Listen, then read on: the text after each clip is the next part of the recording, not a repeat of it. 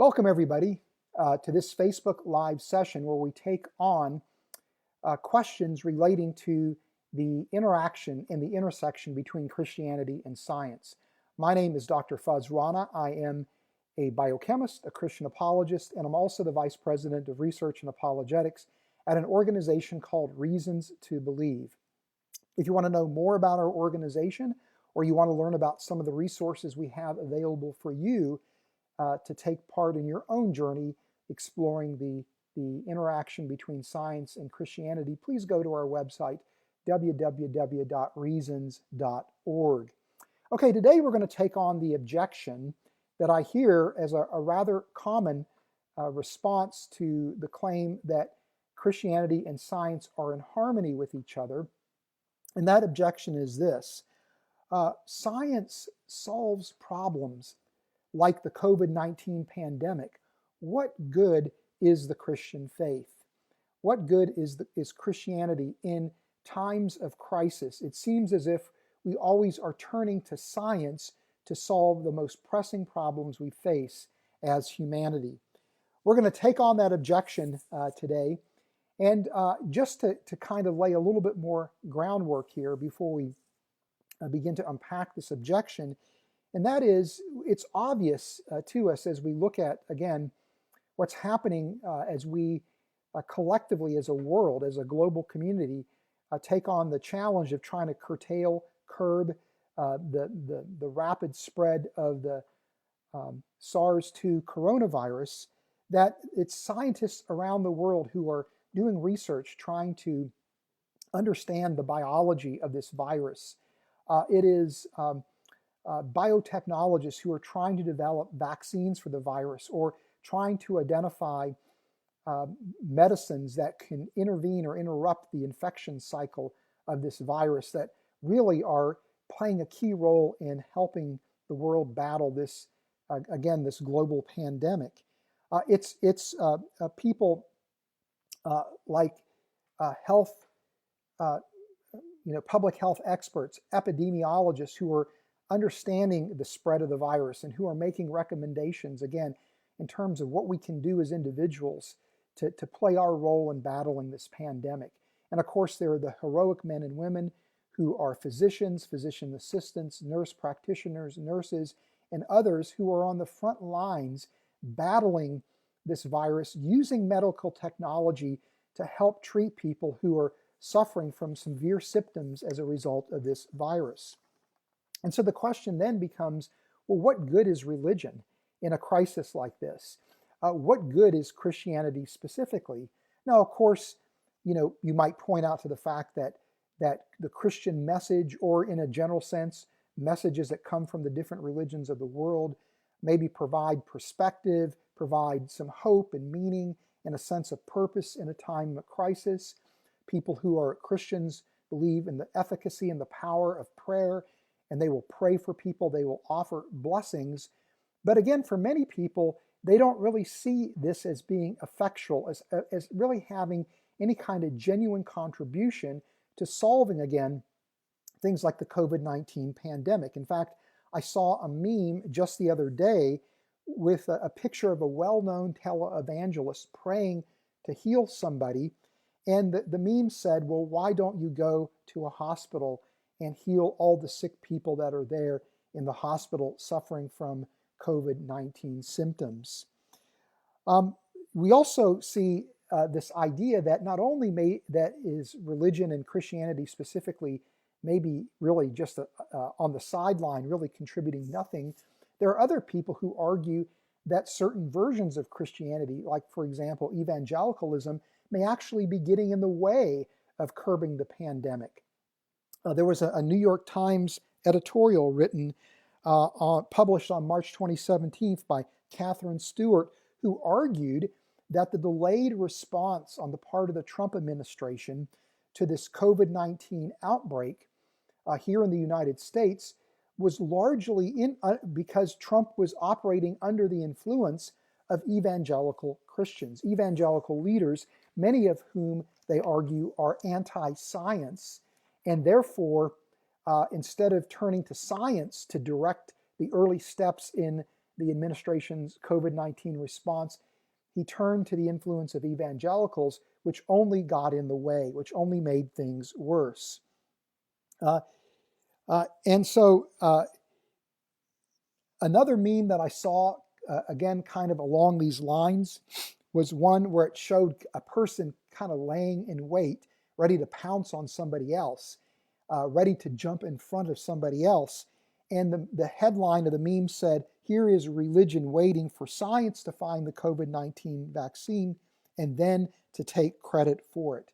And so the question here is this: so is really science the human endeavor that is going to solve the COVID-19 pandemic? And if that's the case, then what value does religion really have? What role does Christianity really play? And of course, exacerbating this is the fact that you have these renegade Christian congregations who are refusing to stop having Sunday morning gatherings, who in the face of the pleas of public health experts and mandates issued by governors and mayors continue to hold church services, creating these super spreading situations, as opposed to sheltering at home and doing online services. And so again, the question is Christianity getting in the way of science really solving this problem? So we're going to take on this question and this objection to the Christian faith: science solves problems. What role does Christianity play, in a minute? But before we do this, just a little bit of housekeeping, if you don't mind. I would really love if you would do me 3 favors as you're watching this broadcast. One is go to the comment section and just let me know who you are and where you're watching from. And there's a number of reasons I would like for you to do this. One is that it's really helpful for us to know who's watching the broadcast, where you're watching it from. This helps us plan future broadcasts. But also, by interacting with the broadcast, it elevates the visibility of this broadcast in the Facebook feed. Also, I really want to know who you are. I actually want to get to know who my watchers and listeners are to these Facebook Live broadcasts. And so by identifying yourself, you help me to get to know you just a little bit better. And then also, please take a moment and offer your thoughts on this objection to the Christian faith.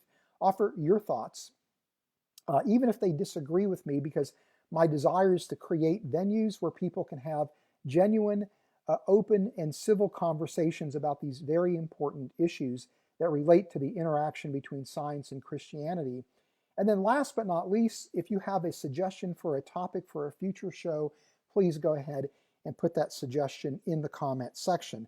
Okay, let's go ahead now and take on this objection. Science solves problems. What good is Christianity in a time of crisis like the COVID-19 pandemic? And the first point that I want to make is that we need to appreciate the perspective that is motivating this objection. And it is a perspective that is representative of a common, but I think an invalid narrative that shapes our culture today. And that is a perspective or a narrative that argues that science and Christianity are inherently in conflict with each other. People that essentially espouse this position are people that see a conflict between science and Christianity, specifically in religion in a general sense. And many times people that would espouse this position would embrace some form of scientism. And what I mean by scientism is that it's the view that the only way to discover what is true is through scientific investigation. All other human endeavors that seek to uncover truth are ineffectual, can never truly uncover what is true about the world. It's only the scientific methodology that can uncover what is true about the world. This is strong scientism. A weaker form of scientism might give a nod to philosophy and to religion, saying that philosophy and religion can give us some sense about meaning and purpose and destiny, maybe provide some framework for us to establish values. But at the end of the day, all true knowledge is ultimately coming exclusively from the domain of science. And people that adopt this view many times are non-theists. They are materialists or naturalists. They are atheists who would reject the idea of God's existence and therefore have very little true value that they would place on science, check that, on religion and Christianity specifically, where the value that they place, again, is ultimately within the scientific methodology. Now, this mindset, again, was part of the Enlightenment, which traces back into the late 1500s. Rene Descartes was one of the fathers of the Enlightenment thinking, where he argued that the burgeoning discipline of science and the technology that would emerge from our systematic investigation of nature would actually make us lords and masters of the world around us, where we could bend the nature to conform to our will, and in doing so, we could create a utopian type of reality, or at least move towards utopia, where we would promote human flourishing and we would minimize pain and suffering, that it was reason and science that were going to pave the way to our future as humanity, that were going to lead to human progress. And that as we make scientific discoveries, as we make advances in human reasoning, that inexorably we would lead to human progress. And in fact, a more extreme version of the Enlightenment mindset would be something that scholars would call techno-faith. It's the idea that our ultimate salvation, our ultimate hope and purpose and meaning and the ultimate solution to our problems is going to be found in science and in technology. Last July, my friend Ken Samples and I co-authored a book called Humans 2.0, which was an exploration of the transhumanist movement. And the idea behind this movement is that we have a fundamental right, a moral obligation to use science and technology to modify our makeup as human beings, to correct our flaws, to overcome our limitations as human beings, because it's these limitations and flaws that create pain and suffering in human beings, that inhibit or retard human flourishing. And so by using science and technology in this way, we could, again, lead to a utopian future where not only are we looking to be lords and masters of nature, but lords and masters of our own biology, with the hope that maybe we could even extend our life expectancy to a practical immortality, overcoming the greatest enemy of humanity, which is our own death and the potential extinction of our species. And so again, you see this idea of techno-faith, you see kind of the embodiment of Enlightenment thinking being expressed in transhumanism. And so again, transhumanists would probably be very quick to ask the same question, that science is going to solve our problems, the greatest problems that are confronting humanity.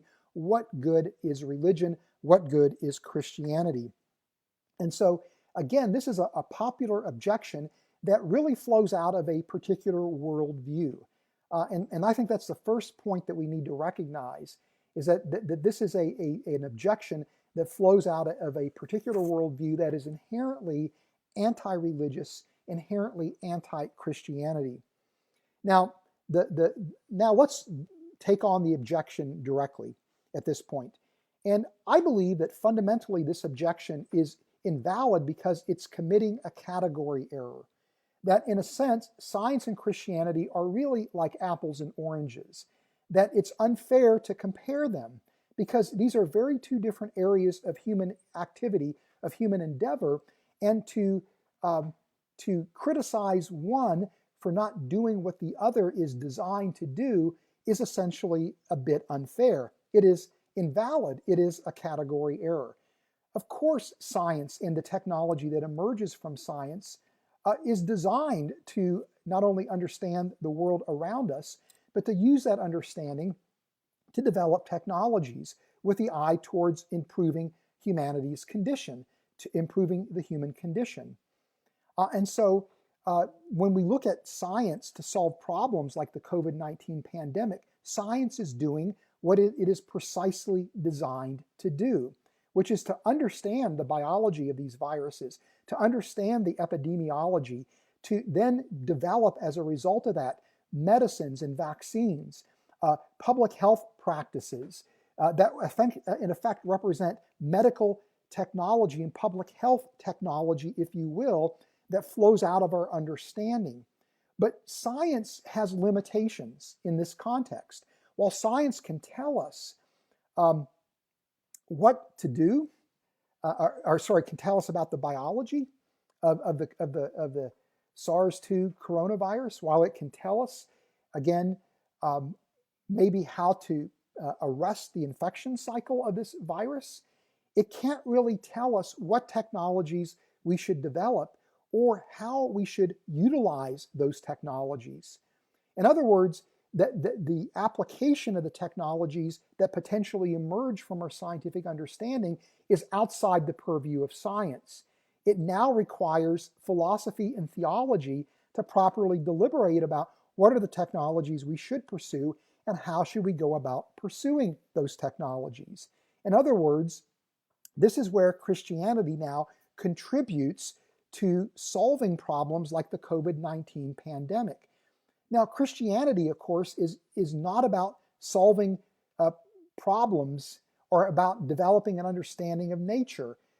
Christianity is a religious system that describes our relationship as human beings to our Creator, recognizing, according to the Christian narrative, that we are separated from our Creator, we're alienated from our Creator, and Christianity describes how our Creator is reaching out to us, revealing Himself to us, and revealing to us as well a pathway for a restoration of this damaged and alienated relationship that we have with that Creator, where that restoration is centered in the person of Christ, in the life, death, and resurrection of Christ. This is what Christianity is about. It is about our relationship to our Creator and consequently our relationship to other people and our relationship to the creation itself. But out of out of something like Christianity, a religious system like Christianity, flows a worldview, flows an understanding about the nature of reality and about our relationship to that reality. This is essentially a worldview. This is essentially a fundamental foundational framework that dictates how we view every feature of life, of the life that we live, every feature of the world around us. It shapes how we view our relationship with one another and our relationship with with the creation itself. And so the point here is this: is that if Christianity has anything to contribute to solving the COVID-19 pandemic, it is not a first order response to the pandemic, but a more fundamental response to the pandemic that exists in the background. That is really a second order response that flows out of the worldview that Christianity offers.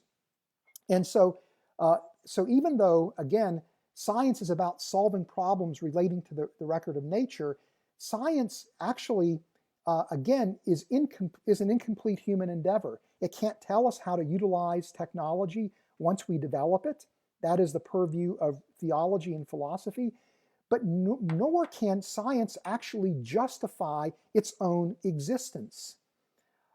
In order for science to be justified as a human endeavor, there are certain assumptions that have to be viewed as being valid assumptions for science to even exist as a human endeavor. And those assumptions come from worldview considerations, not from the scientific methodology. So, for example, in order for science to even be possible as a human endeavor, we have to believe certain things. For example, that the world is real, that the universe that we live in exists, is real. If you adopt the view that the universe is illusory, that it's part of our imagination, that it's a simulation of some sort, then what's the point of studying a simulation? What's the point of studying something that is an illusion? Also, on top of that, you have to assume that by studying the world around us, by studying the universe and phenomena in the universe, that it is worthwhile, that there are things that we can learn that will bring value to us as human beings. Also, on top of that, we have to assume that the laws of nature are constant, that they are unchanging, and that there's a regularity to the universe, that what is true about the universe yesterday is true about the universe today and will be true tomorrow, no matter where our space-time location is within the universe. And then also we are assuming that as human beings, our sensory apparatus produces reliable information about the universe, and our cognitive capacities allow us to properly process that information in a reliable, trustworthy manner. These are the assumptions that form the backdrop or the basis of the scientific enterprise. And these assumptions, again, are not discoverable through the scientific method, but actually, again, flow out of more fundamental views that we have about the nature of reality, about the world around us, and about our nature as human beings. It flows out of our worldview. And to me, as a Christian, the Christian worldview essentially naturally produces an intellectual milieu that satisfies the assumptions that are necessary to lay the foundation for science to even be possible. As Christians, we believe that the universe that we live in is real, that the universe is real, that it is the product of a creator's handiwork, and that it exists in distinct from the creator himself. It is separate, and is distinct from the creator itself, though it is contingent upon the creator bringing it into existence and sustaining it. It still is a real independent entity, if you will, satisfying one of the assumptions of science. We also believe that the universe is worth studying, that the world around us is worth studying for a number of reasons. One is we believe that God has revealed himself to us through the record of nature, being part of his handiwork, which means there's an inherent recognition of the goodness and the worthiness of creation to study, because by studying the creation, we're going to see God's glory and grandeur revealed to us. But we also recognize that it's through the creation that God has provided for his creatures, including humanity. And by studying the world around us, by studying the creation, we are going to gain insight into God's provision for us through the record of nature and be able to unleash that provision through technology that we would develop. We also believe that as human beings made in God's image, every human life has inherent worth and value, and so therefore we are going to look to use that technology in service to humanity, to promote human flourishing, to minimize human suffering. And this gives strong motivation for the medical sciences and for the application of those medical insights to, again, treat people in a way that doesn't look to profit necessarily from the practice of medicine, that it is inherently understood to be a worthwhile activity because of the value of human life. We also believe that as image bearers, we have the cognitive capacities to properly understand the world around us, that our senses are reliable, giving us true information about the world around us, and we have the cognitive ability to process that information, to use reason and logic to draw true and accurate conclusions about the world around us. In other words, Christianity contributes to problems like the COVID-19 pandemic by creating a worldview where science and medicine actually are possible. It lays the foundation for science and medicine. Now, the next point I'm going to make is going to be controversial for some people, but there are scholars like Stanley Yockey or are popularizers of ideas like Charlie Thaxton and Nancy Pearcey in their book, The Soul of Science, who argue that it was essentially the Christian worldview in the Middle Ages that essentially laid the framework for the birth and the flourishing of modern science. Now, all of these scholars are very quick to recognize that in other cultures, at other times in human history, science was born, but in those cultures, according to Stanley Yockey, science was born only to very quickly die. the flames of science were snuffed out by the worldview of those cultures that didn't create an environment that fanned the flames of science. But it was in Christian Western Europe where the Christian worldview created an environment, an intellectual environment where science could flourish. And there's no accident that some of the earliest founders of the different disciplines of science actually are men and women who were motivated to pursue a study of nature out of their commitment to the Christian faith, out of their Christian worldview commitments. In fact, you could even make the argument that the Enlightenment really was not responsible for science, but essentially that the Enlightenment actually was birthed itself out of a Christian worldview, taking to extreme the idea of humanity having dominion over the creation, and being, as a result of having that dominion over the creation, being instructed to subdue the creation and to be caretakers of the creation, with the recognition that because of God's providence, the process of subduing and caring for creation was going to unleash God's providence, making us lords and masters of nature under the auspices of giving God the proper authority in our endeavors of studying nature and then utilizing our insights. And so the Enlightenment really, you could argue, was in effect birthed out of the Christian worldview, where ideas that were part of the Christian worldview were taken to an extreme, to the point where God was then excluded from the intellectual framework that founded the Enlightenment. Now, you could also make the controversial claim that I'm going to do here, and that is a naturalistic, materialistic, atheistic worldview that essentially locks arms with the idea of scientism and the notion of conflict between science and Christianity, giving value to science and denigrating any worth that Christianity might have, could not itself, as a philosophical framework, as a worldview commitment, actually create an environment that would justify the scientific enterprise. And I could, instead of going through a long discussion of this, I'll just simply point out that if you believe that human beings are the product of an evolutionary history where our mind is cobbled together by these modules that exist in the minds of our evolutionary predecessors that were then co-opted and modified and cobbled together to create the human mind, that a mind created that way, that is the result of an unguided, historically contingent process co-opting existing neurological constructs to create the human mind, why would you think that mind was capable of producing reliable information about the world around us? Why would you think our senses should be trusted? Why would you think the cognition that we are engaged in is reliable, is trustworthy? And so you've undermined a key assumption that is necessary to justify science. Now, it's not to say people that embrace naturalism can't do science effectively, but rather it's to say that you can't justify the scientific enterprise within your philosophical framework, within your worldview.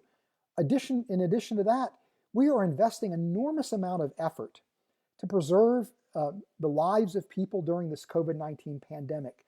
We are throwing everything that we have at this problem. We are disrupting our economies with the eye towards preventing our hospitals from becoming overwhelmed with sick people, by trying to do what we can to protect those people that we deem to be vulnerable in our culture. These motivations flow out of, again, a Christian worldview that would value human life. But if in a naturalistic framework, again, you wouldn't necessarily have that kind of justification in place. I mean, you could argue in a very, in a very controversial way, in a way that's potentially inflammatory, that a naturalistic worldview, if taken to its logical ends, would actually have no place for medicine whatsoever. Why not just let this pandemic spread globally through the human population, and those people that survive are going to be immune to this virus. Those people that can't survive are going to be weeded out of the human gene pool, And as a result, we're going to be more robust as a human species. You could argue that that is a natural outworking of a naturalistic worldview. Now, to be clear, I'm not saying that atheists are making these kinds of claims or advocating for these kinds of things whatsoever, because many of the people that are in the front lines devoting an enormous amount of effort, sacrificing even their own lives, may not necessarily embrace a Christian worldview or even be religious whatsoever. But what they're doing is they are borrowing ideas from the Christian worldview to justify the work they're doing in science to solve this problem, and they are borrowing the Christian worldview idea that human life has inherent worth and value in the efforts that they are going to heroically to again try to resolve this pandemic. So again, the point I want to make here is this, that I do believe indeed that this is a category error to say that science solves problems, what good is Christianity? And that when we properly recognize the two categories of science and Christianity, we realize that science is doing what science is designed to do well. And that the design of science ultimately is predicated on a philosophical framework, upon a worldview that resembles very closely the Christian worldview. And that this is the contribution that Christianity has to solving this crisis that we are confronted with. It has already contributed by creating throughout the last several centuries an intellectual milieu that led to the flourishing of modern day science, and it has contributing even now as we speak to the development and the application of technologies that are derived from our scientific knowledge in such a way that we do what we can to mitigate pain and suffering, and that we recognize that mitigating pain and suffering for even the most vulnerable, the most marginalized people is the right thing to do, and that there's no sacrifice that is too great that we can undertake than that we would do to save even a single human life. This is what Christianity contributes to this effort. So again, it's a category error to say that science solves problems. Christianity does very little to contribute in a time of crisis. And again, I would also remind people that there are churches all over the United States, all over the world, that are doing their part to curtail this pandemic. And it's going well beyond simply agreeing not to meet on Sunday morning and having online services. But these congregations are doing what they can to reach out to their communities to help people. The church that I am an elder at, New Song Church in San Dimas, has a food pantry like many churches. And we have figured out ways to encourage our congregation in a way that employs social distancing principles to continue to donate food to the pantry so that we can disseminate this food to people who are in desperate need, hundreds of people in our community who are in desperate need of food in this very difficult time. Again, employing social distancing principles, that we are reaching out to our community, asking people, how can we help? Are there things that we can do? We are making efforts to check in on people who might be by themselves, who are in vulnerable groups.